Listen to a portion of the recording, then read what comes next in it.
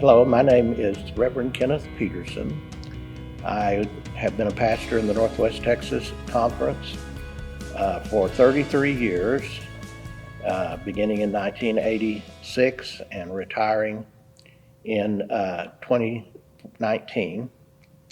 I actually grew up Southern Baptist, but I'd had an experience at this little church in Connecticut that really got me to thinking about whether I wanted to stay in the Baptist church or not. It was a situation where we had a family that wanted to join our church, and I told them they had been, and they'd even been immersed, but they had not been immersed in a Southern Baptist church.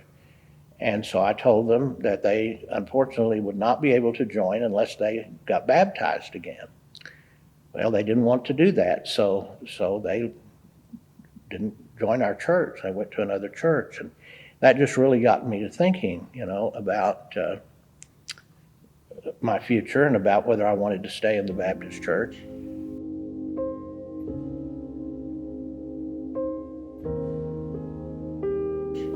Well, I think one of the main differences, I think my experience with Methodist preachers on the whole tend to be less judgmental in their preaching, more emphasizing grace and mercy and forgiveness and love than being judgmental.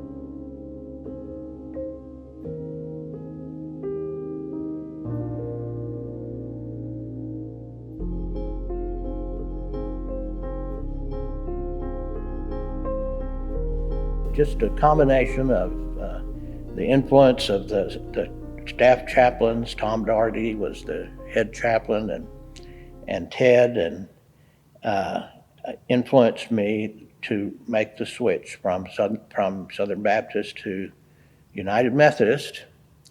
I joined St. John's, attended church here, was a member here for a year, and then when I finished the time at Methodist Hospital, I was appointed to Plains, Texas, to pastor the First United Methodist Church there.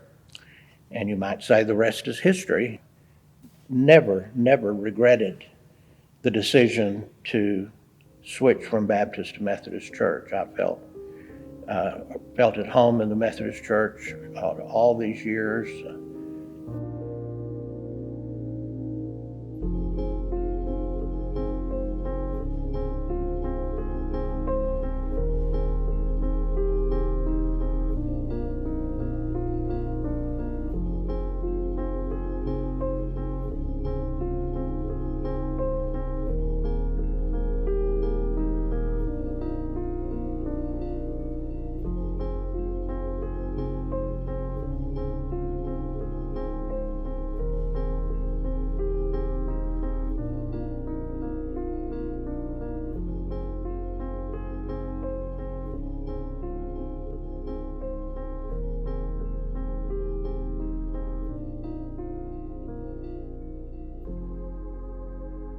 That controversy, of course, has been going on since the General Conference of 1972, for sure. And I don't know, maybe earlier than that even. But I think the first vote on the issue of homosexuality was taken in 1972, and it's just been building ever since then. I guess maybe it's something I never did want to think would happen. It would progress to the point that it has progressed to now. But maybe, I just didn't want to, I didn't want it to believe that it would.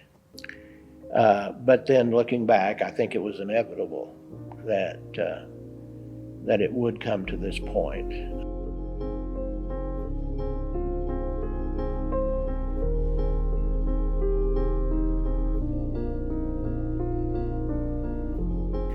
Well, I think the biggest challenge is we really don't, no one can say for sure what's going to happen in the global Methodist Church. We don't know, of course, first of all, how many churches are going to ultimately leave nationwide. Certainly there'll be more in the southern part of the United States that will leave than there will be in other parts of the country. Well, I think there's a lot of misinformation and wrong teaching being done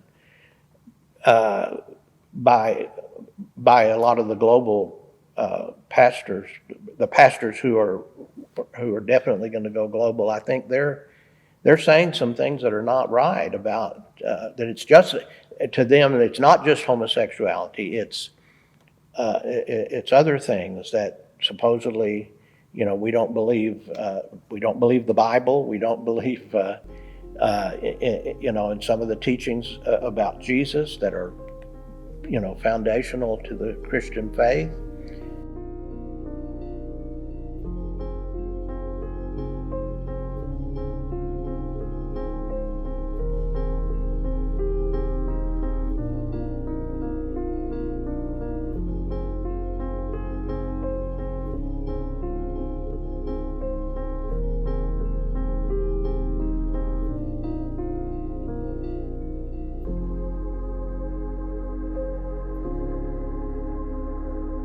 They're trying to make it about more than homosexuality, but I think the bottom line is it's about homosexuality. The new United Methodist Church, our challenge is going to be to not downplay our United Methodist tradition and simply concentrate on being a church that wants to follow Jesus Christ, that wants to do what God has called us to do through Jesus in the New Testament. Again, going back to feeding the hungry, to clothing those who need clothes, to helping those people out there that feel like that they have been left out and ignored by other churches.